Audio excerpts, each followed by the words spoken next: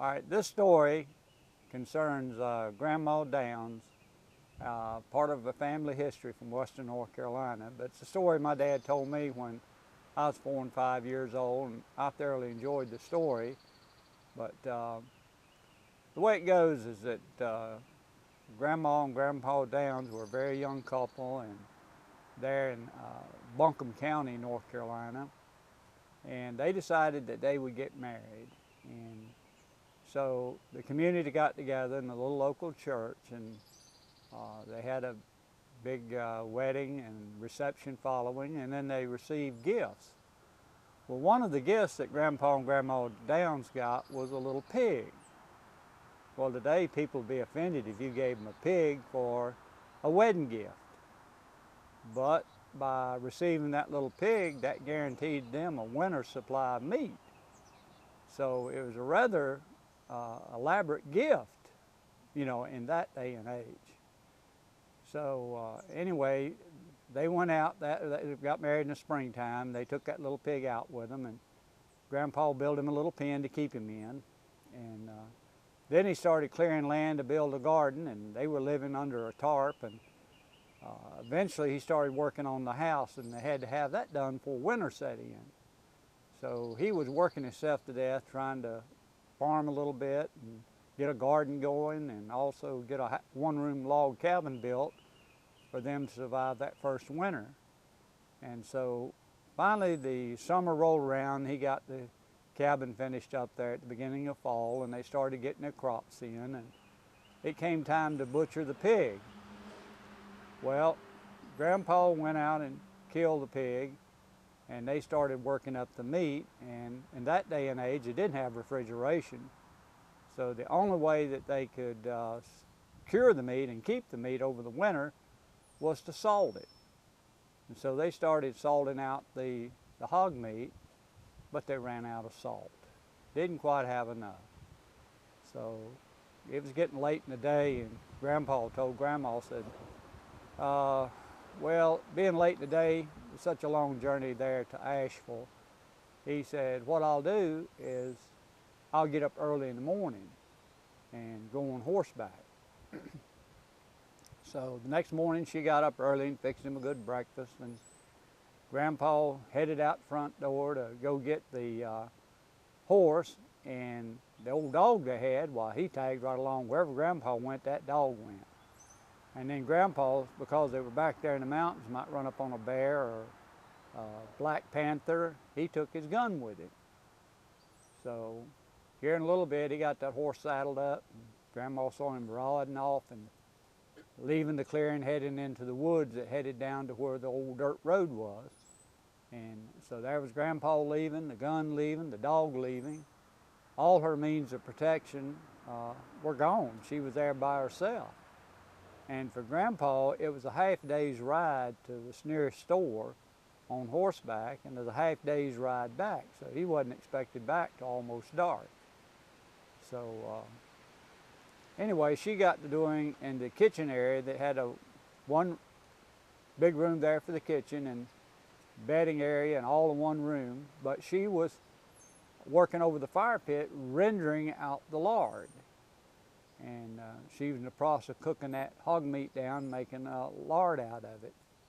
And as she was cooking away, she heard a noise outside the cabin. And you see, they didn't have windows back then, but they had shuttered windows that were closed and sealed.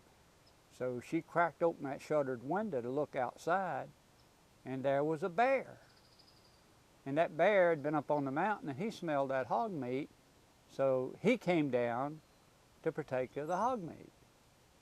Well, Grandma didn't know what to do. Grandpa was gone, the dog's gone, the horse to make a quick getaway is gone. So there's no means of protection for her. And she said, well, I'll just sit still. Maybe that bear will go away.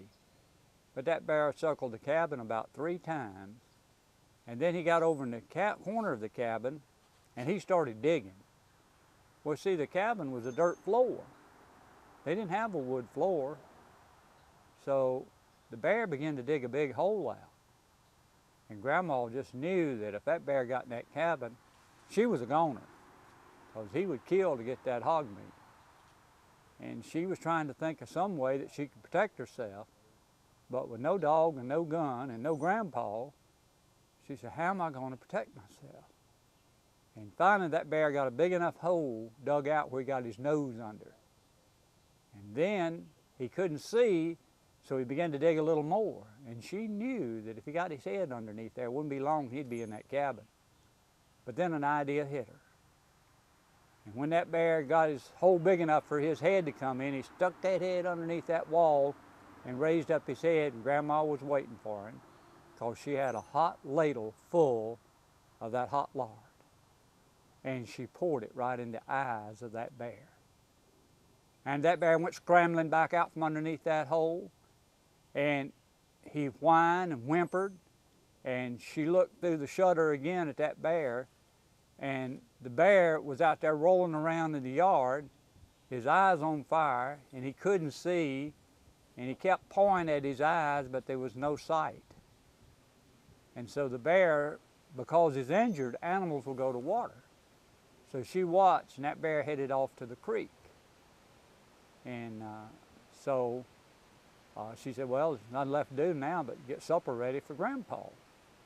So she got supper going, and about dark, here come Grandpa. Well, when they hit the clearing, Grandpa's dog just bristled up.